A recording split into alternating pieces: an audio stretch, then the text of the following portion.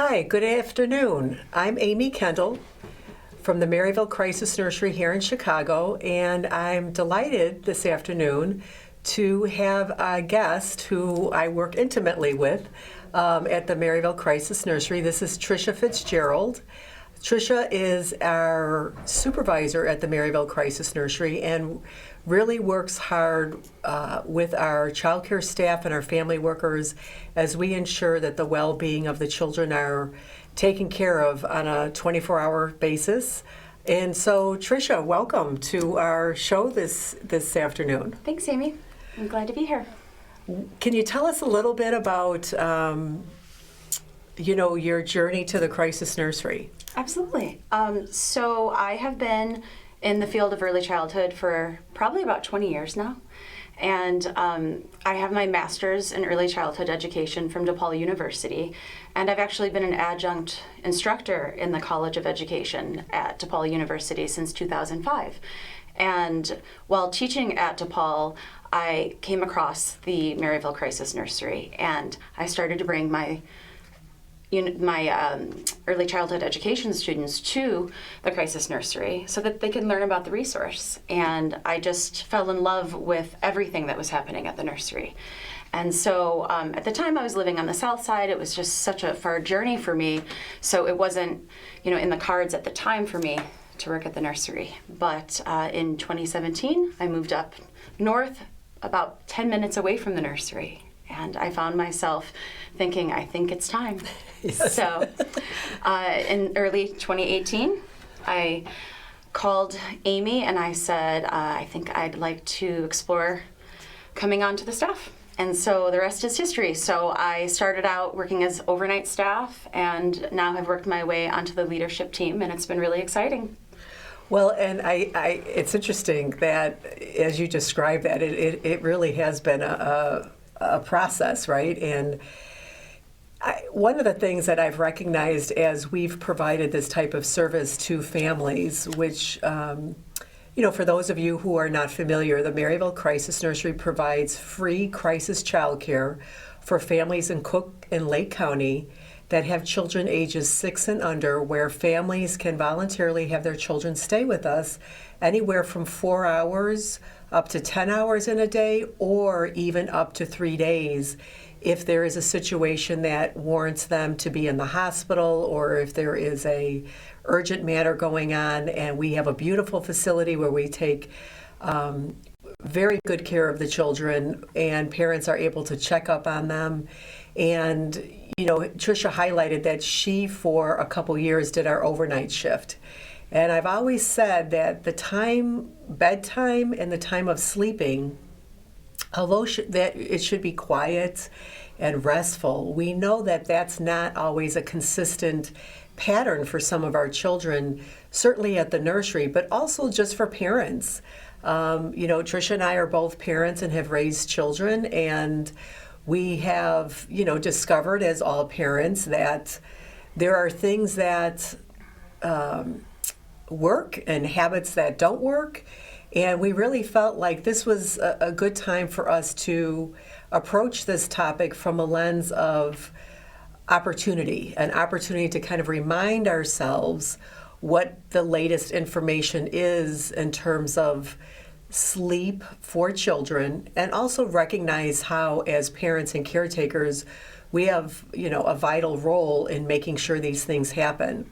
And as we've processed this time during the pandemic and people have been home, that has complicated that as well. And so we're taking on this subject today for a good 25 minutes here with tips and resources for parents for young children, because we know that they're growing and thriving, and sleep is such a vital piece of our time. And so let's begin. We do have a short little PowerPoint that we'll put up on the screen, and Tricia's going to walk us through that and give us some highlights and some tips as we go through this topic. So thank you, Tricia, because your expertise on this is just really vital to our friends. Absolutely. So in moving forward, What is it about getting good sleep is good for our children?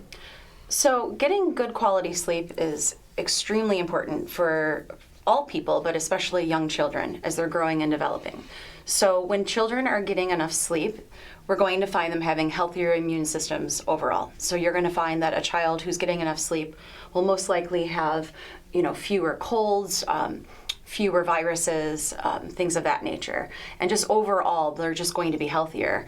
They're going to have better mental health. So they're going to be able to cope with all sorts of life stressors better. So sure, all children, when they're going through different stages of development, they're going to go through periods of time where they're testing boundaries, where they might have struggles where they're struggling to communicate, where what we call temper tantrums, or various times where they might fall to the ground and cry. That's all very normal. I'm not talking about that sort of thing, but I'm talking about more serious mental health issues like depression, anxiety, more seriously diagnosed mental health conditions. And so those, you will find those less frequently in children, they're finding, who get higher quality sleep. You'll find better school performance overall. So this is in study after study. Children who get higher quality, more sleep and higher quality sleep, just overall have better school performance.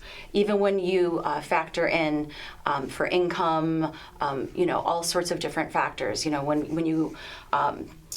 When you take those factors out, it doesn't matter where a child is from, it doesn't matter how much their parents make. If they're getting good quality sleep, they're going to perform better in school. Yeah, so it's really, really important.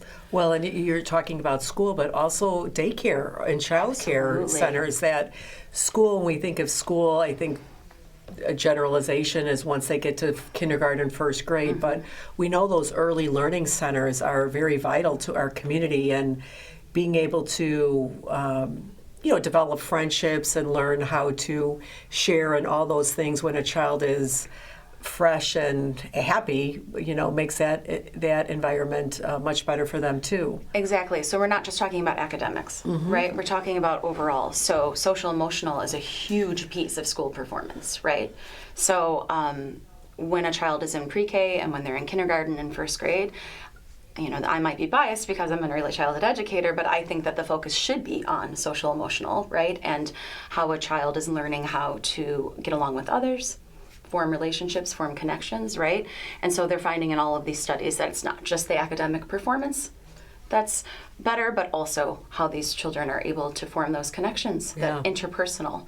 So the better mental health would be the intrapersonal, right? How they're doing with processing their own emotions and how they're able to cope with life and its stressors. And then for the better school performance, that's more the interpersonal, how they're able to get along with others, and then how they're able to perform in school just overall. So we're not just talking about tests and grades, right?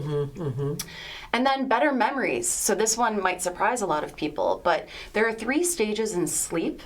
So the first 2 stages are kind of the light sleep, right? So the second stage is still light sleep, but that's when we do our dreaming, the REM sleep. The third stage of sleep is our deep sleep. And when we're in our deep sleep, that's when we're doing that restorative sleeping, right? When we're really, the long hours of play, right, and of activity and all of that, that's when we're getting refreshed and our body is restoring, right? Well, our brain is also repairing itself, right? And that's when we're storing our memories. That's when we're also working on, for the next day, being able to have better attention, better focus. So it's really, really important that children aren't just getting a few hours of sleep that are restorative, but several hours of good quality deep sleep in that third stage. Yeah, you remind me, one of the things that we've incorporated in our training at Maryville for all our staff now is that I ask them if they can share a favorite childhood memory. And that it's interesting to hear what resonates for someone to just, right off the cuff think of something special. And I think when you think about the things that they share and how that's incorporated into how they're going to be interacting with our children, and it's kind of the same for parents. When you think about the children getting the sleep and we're getting it, and then how does that make it a special day and create special memories, right? So Exactly. yeah, no, that's terrific. And so I think the other thing that we want to concern ourselves with is how much sleep is what happens when they don't get enough sleep. So Right. maybe we could talk about that first. Right. maybe we could help us with that. Right. So here are some signs that your child isn't getting enough sleep, right? So we always assume, well, a child will let me know because they'll be cranky, right? And that's obvious. That's the obvious sign. But there's also some other signs. So struggling with schoolwork, and that's not always the reason that a child would be struggling with schoolwork, but it could be one reason, right? And so that's, I don't want to say an easy fix, but that might be one of the first things that you can do, right? Is maybe push their bedtime a little bit earlier. Try that for a while. Maybe even on the weekends, make sure that they're not staying up too late, because we're always tempted to push that bedtime later. So struggling with schoolwork is the first one. Having difficulty with concentration and attention. Again, maybe they're not getting enough deep sleep, and they need more in that third stage. Okay. Showing signs of hyperactivity and other behavioral problems. So we're not talking about the developmentally appropriate, again, what we like to call temper tantrums, or those kind of colloquialisms, those common phrases that we like to say about children. But those are all developmentally appropriate, right? Like those are behaviors that we see in 2-year-olds, 3-year-olds. We even see them in adults. Like we all have our moments where we're not feeling well, right? And we let it out. We cry. We might have a little moment where we get frustrated. That's all appropriate, letting our feelings out. This is going to be beyond that. These are going to be those behaviors where a child just can't seem to sit still. They can't seem to focus their attention at all. They can't seem to get along with any of their peers, with any of their siblings. They can't seem to even get along with themselves, right? That's a good point, yeah. They almost seem uncomfortable in their own skin. Yeah. So not these developmentally appropriate, age appropriate, like they're 2 and they're frustrated because they can't tell you they're upset because you gave them the wrong color sippy cup, right? Like not those sorts of things, or it's just been a really long day. And everybody's kind of feeling it in the house. Yeah. Exactly. So again, the next one, cranky, irritable, or moody. All kids are going to be cranky, irritable, and moody in certain situations. All adults are going to be cranky, irritable, and moody in some situations. But a child who's chronically sleep deprived, that's going to be their norm, their baseline, right? Okay. And then frequent headaches. So headaches could be a sign of many different things, but if they're having frequent headaches, again, one thing you might want to do right away is try to push that bedtime a little bit earlier. And maybe even if it's a really small child, if you took away a nap recently, add that nap back in. That's right? a good point, yeah. Or just make sure that a child is napping if they're under probably 4 or 5 years old, because that's a sign that your child maybe still needs that nap during the day.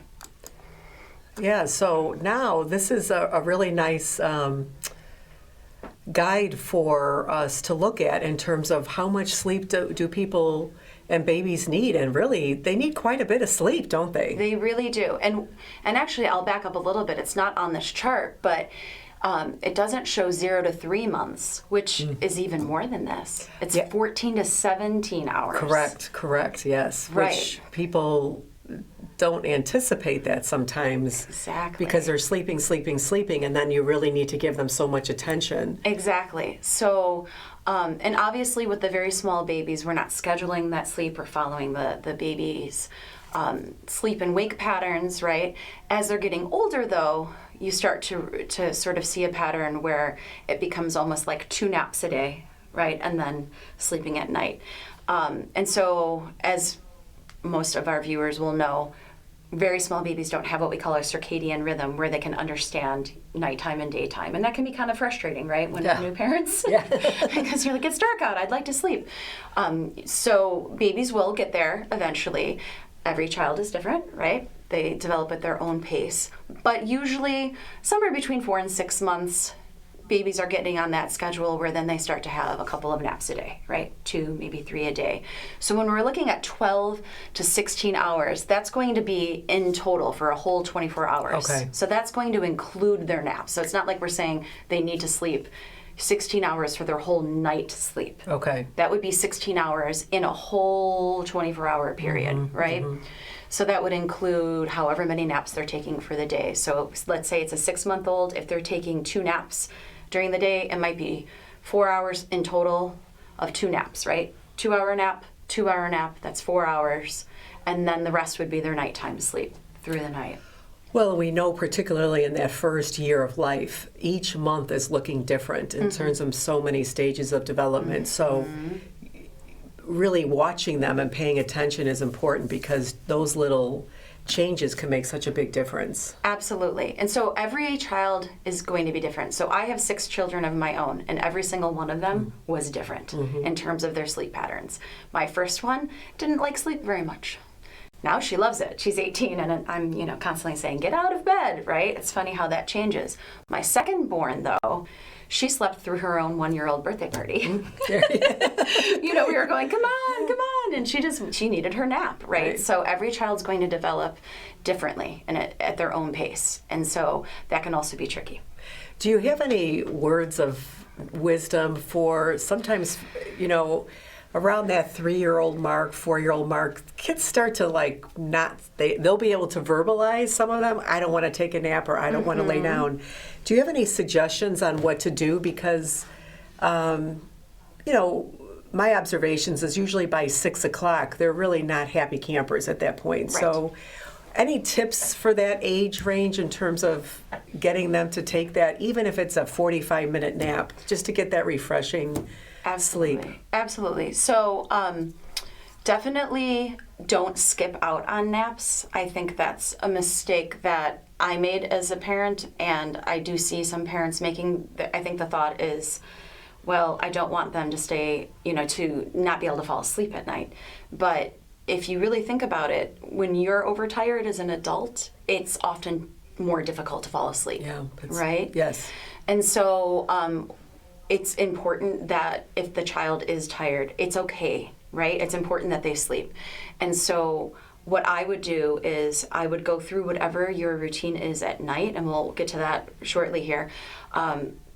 If it's playing, white noise or some soft music, I would go ahead and bring the child into the room, and I would allow that safe space and that quiet place and let them fall asleep. Now, I would advise against doing like a 2 or 3 hour nap, in the evening, early evening, but the brain could use that good 45 minutes to an hour, and if a child's showing you the signs, of course they're going to say they don't want to. Right. But you and I both know, they fall asleep within moments, and it's very important. And so that's the important thing is we want to make sure we're balancing activity with rest, activity with rest, right? So we want to have a busy day so that the child at least gets some exercise, but we don't want to have an overpacked day, because then we end up with a child who actually is overtired.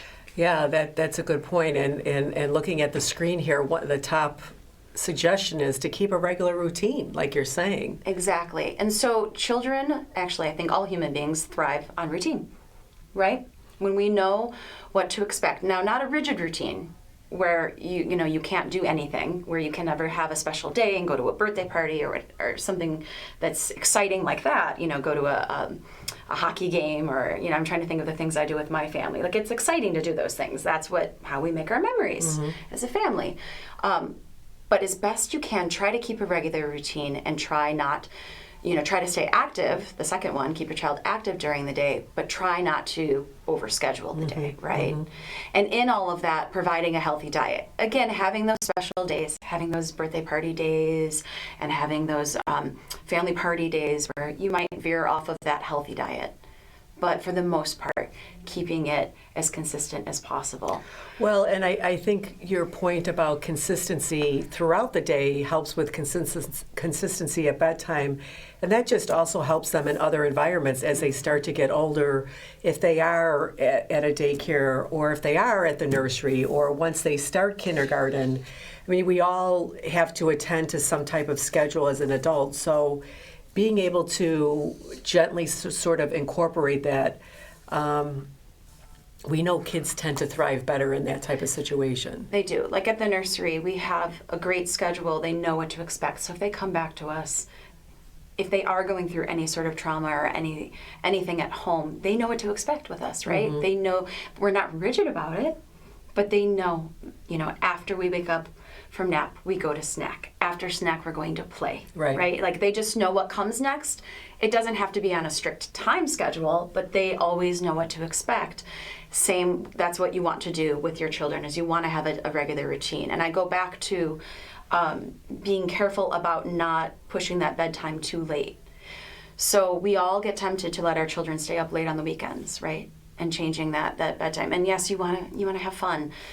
I would caution parents to not push that bedtime too late on the weekends and let them sleep in too late, because you will pay for it. You'll pay for it with all the things we talked about: the cranky child, the child with headaches, the child who is having a hard time focusing. So yeah, it's really, really tricky. One thing we didn't talk about on that last slide was screen time. And I think it's worth noting because, it's not like I'm going to sit here and act like I don't have screens in my home. I mean, we all have them. We all have screens in our home. And so what's really important about the screen time is really try to shut off those screens about an hour before bedtime. It's not a myth that blue light that emits from that screen, it really is going to interfere with anybody's ability to shut down the brain waves to a point where you can rest and relax and get ready to go to sleep. So you've probably heard the term sleep hygiene. A lot of doctors talk about it. You'll hear about it on a lot of different programs about sleep. And that's part of good sleep hygiene, is just making sure that you shut off those screens about an hour before bedtime. Yeah, I love that. I really like the way that's communicated, because it's just like how we take care of our own bodies. You brush your teeth, we have things that we use soap so we're doing these things in order to be healthy people, and incorporating those type of habits. One of the things that you clearly made it very bold here is about self-care, which is a very common phrase these days. Can you just elaborate on that for a minute? Absolutely. So, yeah, it is. It's kind of a cliche, right? We say it all the time, but it's extraordinarily important. So children are going to follow what they see us do, not so much what we say. Right? And so if they don't see us taking care of ourselves and see us having good habits when it comes to sleeping, right, and good coping skills when it comes to our stressors, then that's going to reflect on how they're going to sleep, right, and the sleepers they become in life and how they cope with stress. And so it's really, really important that we take care of ourselves, because we can't really take care of our children well if we can't take care of ourselves first. And so it's really important that we take time every day to model how to wind down. That's an excellent point. Can you, one of the things that I incorporated in my with my kids, and certainly we're also doing this at the nursery, and many child care centers and so forth do this, but before nap time and before bedtime, we've sort of instilled the gift of reading to a child, or the gift of allowing them to look at a book and to look at the pictures and maybe use their imagination in order to sort of think about something else and to have that type of interaction with an adult. And that has been a real special way of attachment for parents, in terms of having them sit on your lap or holding them as a baby. Right. Yes, you can read books to babies. Yes. And I think we put up on the screen here that there are 2 resources that we just want to reiterate that are really have some great information in regards to sleep, which is the American Academy of Pediatrics and also Lurie Children's Hospital. As you can see, there's a link, or you can put in their search, sleep, and that will give you an opportunity to then be able to get more information about those subject areas. And dig a little bit deeper into some real suggestions when you're thinking about the nuances of individual children. Absolutely. As we've talked about before, in doing the overnights with the children, any suggestions on different things that you tried that worked with children? Because we all have different habits, and Absolutely. particularly when they're in a new environment, that's different. Absolutely. So going back to when we were talking about routines, and so I think it's so important that you set up in those routines a ritual, right? A bedtime ritual. And it's going to look different for every family and for every child within a family. So a ritual could be as simple as bath time, picking out PJs, brushing the teeth, having the child get on your lap or sit in front of you, cuddle up to the child, reading a story or two. But then setting that clear expectation ahead of time. We're going to we're going to put on our PJs, we're going to brush our teeth, we're going to read 2 stories, and then mommy or daddy or whoever, right, is going to tuck you in and rub your back and turn on your music, and then we're going to go night-night. So really it doesn't really matter what's in the ritual, right? You can find your own ritual. It could include finding a favorite stuffy if they're a toddler or older, not in a crib, right? We want to stay safe and not put any items in the crib. So a stuffed animal, a favorite blanket, like it really doesn't matter what the items are. You have to find what works for your child. But communicating with your child what's going to happen and making it consistent every night, setting that expectation, following through and being consistent with it. And your child may protest, especially when they get to the ages of 2, 3, 4, right? But then just being loving and gentle, but staying with that boundary, right? And it's okay to stay in there and rub their back. I would suggest maybe a sound machine, or one thing I really like, and I've been reading a lot about, is even if you think you have a terrible voice, record yourself singing. Record yourself singing lullabies. Your children love your voice. Even if you think that you have the worst voice in the world, they love your voice. So singing some songs, and then you can just play that for them on a loop, and you can sit and rub their back. And then some children really want you to sit in the room until they fall asleep. Others, you can say, Mommy's going to go now and leave the door open. I'll come back and check on you. And then do it. Make sure that you check on them, right? And just set up that expectation that I'm here if you need me, but it's bedtime now, right? And if they do get out, you can get down to their level and say, we need to go back to night-nights, and just take care of if they need to go potty, whatever needs to happen, but then gently put them back in bed and do that routine again. Rub their back, tell them you love them, and just continue to do that. And then eventually you'll find that you've built that trust. They know that you're going to come back. They know that if they really need you, you're there. And so bedtime will not become a battle of wills. It won't become where they're just constantly feeling unsure, right, of if they're safe and if someone's going to come and help them. They know that if they really need something, you'll be there, and it's okay to go to sleep. Yeah, and those suggestions are terrific. And, we've other ideas that we've incorporated are little night lights that have been helpful for those children who may feel like being in a dark room, or having that noise machine like you mentioned.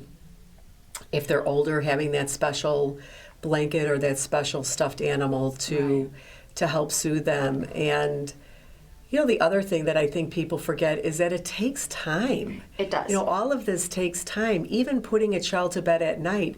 If, say, for example, you want a child to bed at 7 p.m., you almost really want to start at 6 o'clock with this. So by the time that 7:30 time hits, you've sort of gone through this little ritual that you talked about, and you will become more successful with that process. And I just want to take the last few, 30 seconds here, if you could just wrap up any last-minute suggestions for our families here. Well, I think if you just think about it this way, you want to think about routine, and you want to think about building trust with your child. And then if anything seems out of the ordinary, just make sure that you talk to your doctor about it. Okay, thank you so much. Have a good evening, everybody. Thanks so much.